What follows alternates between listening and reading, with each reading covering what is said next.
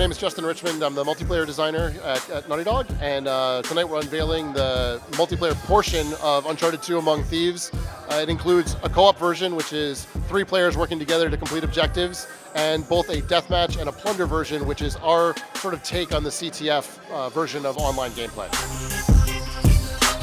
It includes many different modes. The modes here tonight are deathmatch and plunder. Plunder is a version of CTF that's exclusive to our game. They're also playing the co-op version, one of our many versions of co-op that's in the game. Co-op is 3 players. The multiplayer is up to 10 players. In the online version with matchmaking and playlists, you can play with 5 players. Custom games you can play with up to 9 of your friends. You get to choose the options, whatever you want. Matchmaking, you get to go in and play a playlist that we've set up that we think is fun, and that also can be changed on the fly to adapt to the community needs. However, what people think is fun, that's what we'll put online. Co-op is actually a completely different campaign experience. It's not the single-player campaign. It's been completely tuned and changed so that it's fun for 3 players or 2 players at the same time. You will see some familiar environments, but they play completely differently than they do in the single-player campaign. Oh God. We've actually made the choice to go ahead and just design a co-op experience around the co-op players. Whether or not there's 1 player, 2 players, or 3 players is something we don't have to worry about. We can just always know that there's at least 2 human players in the game. So it leads us into a whole bunch of areas where we can do cool things that require human players as opposed to an AI player. So we try to make the experience as much as possible about making humans play together in a way that's fun, as opposed to, is this going to work with an AI player? Is this going to work with a human player?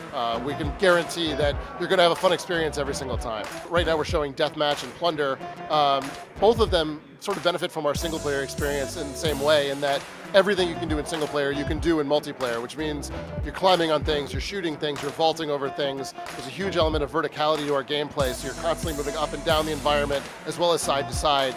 On top of that, you get a whole bunch of cool special moves that you can do in the deathmatch and the plunder that you can't do in single player. Like, you can pull guys over ledges, you can bash their head against a wall to kill them, you can sneak up and do a stealth kill from behind.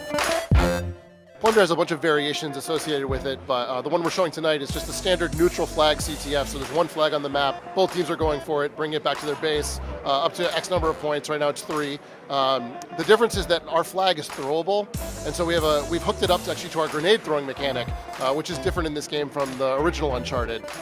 You can actually control the arc not with the 6-axis, but by using the sticks this time instead. So you're actually able to run around with the flag, shoot your pistol, and then throw it to other players who can grab it and take it wherever you need it, which means we can do cool things like the flag cap points can be up above the ground level. So you have to throw it up to the flag cap point. Or maybe the flag is down in a pit somewhere. You got to get it out, then you got to get it to your base. So it leads to a lot more strategic thinking in terms of the gameplay itself. In both co-op and in multiplayer, you can pick up not only the flag, but you can pick up propane tanks and throw them and then shoot them out of the air to kill other players, which actually has its own medal associated with it. It's a very cool kill. It also means you can set up traps for players, move them around, throw it up somewhere where maybe that player doesn't expect it, and then shoot it and kill somebody when they're not looking for it. All the characters are designed, they're basically just skins. There's no difference between the actual players. They all move the same rate, they all have the same hitboxes, they all have the same collision, so there's no advantage to one player or the other. But we are going to have a large number of skins, both from this game and from the first game, and whatever we can fit in there, so that players can actually, pick the guy that they want to be and identify with themselves online, whoever they are. We have a whole system that's involved with currency, which I can't talk much about tonight. We're going to talk a lot more about it at E3, but we do have a very large sort of meta game system inside the game. We're just not talking much about it right now. I think the key fact to take away from this whole gameplay experience is that for the player that wants to play with just their friends and kill some AI and have some cool experiences, we have that. And for the guy who wants to go out and be really competitive and play in a competitive environment that's balanced and fair, we have that as well. So we're trying to cater to all different types of players with the multiplayer portion of the game. Oh, crap.